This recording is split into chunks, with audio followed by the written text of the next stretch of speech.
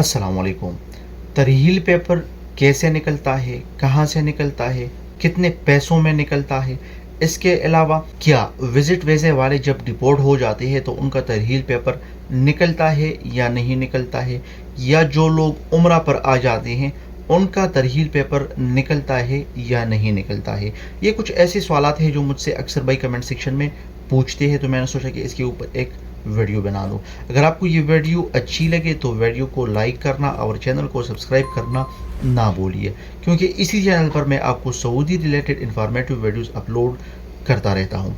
देखो दोस्तों, जब भी आपको सऊदी अरब से डिपोर्ट करवा दिया जाता है या आप खुद चले जाते हैं आउट पास से और फिर आप नया वीज़ा पर आना चाहते हैं, तो आपको तरहील पेपर निकालना होता है, जिसमें से आपको ये पता चल जाता है कि आप आ सकते हो या नहीं आ सकते हो। तो बहुत से भाई ऐसे हैं जो मुझसे फिर कमेंट सेक्शन में पूछते हैं कि भाई तरहील पेपर को कैसे निकाला जाता है।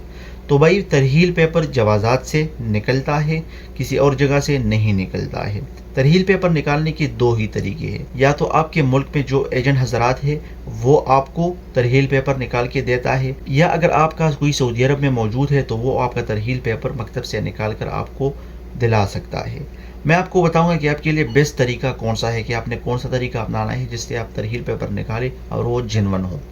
तो अगर आपने अपना तरहील पेपर निकालना है तो आप कोशिश किया करें, अगर आपका कोई ट्रस्टेड एजेंट है आपके मुल्क में और आप उसके ऊपर एतबार करते हैं तो आप उनको पैसा देकर निकाल सकती हैं, क्योंकि बहुत से एजेंट हजरात ऐसे हैं जो आपको फोटोशॉप के ज़रिए तरहील पेपर एडिट करके दिलवाता है। फिर आप अपना वीज़ा प्रोसेस करते हैं, वीज़ा अप्लाई करते हैं, आपका वीज़ा रिजेक्ट हो जाता है क्योंकि आपके ऊपर पाबंदी होती है और वो तरहील पेपर जाली होता है, ओरिजिनल नहीं होता है। तो जो सबसे बेस्ट तरीका है मैं जो आपको रिकमेंड करवाऊँगा वो ये है कि अगर आपका कोई सऊदी अरब में मौजूद है, कोई रिश्तेदार है या भाई है, जो भी है, तो आप उनको बता दें कि हमारे लिए हमारा तरहील पेपर जवाज़ात से निकाल दो। जवाज़ात से भी डायरेक्टली निकलता है। इसके अलावा सऊदी अरब में जो मकतब है वो भी आपको जिनवन तरहील पेपर निकाल के दे सकता है, और इसके ऊपर ख़र्च भी कम आता है। 100 रियाल से लेकर 130 रियाल तक इसके ऊपर ख़र्च आता है। बाहर ममालिकों का मुझे पता नहीं कि वहाँ पर कितने चार्जेस करते हैं, लेकिन यहाँ पर जो है 100 से 130 रियाल के दरमियान आपसे चार्ज किया जाएगा तरहील पेपर निकालने का, जिससे आपको पता चल जाता है कि आप आ सकते हो या नहीं आ सकती हो।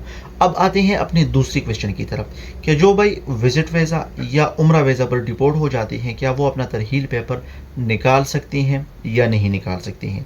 तो देखो दोस्तों, जब भी आप विज़िट वीज़ा उम्रा वीज़ा पर डिपोर्ट हो जाते हैं तो आपका तरहील पेपर नहीं निकलता है, आपका निकलता है सिर्फ मतार पेपर।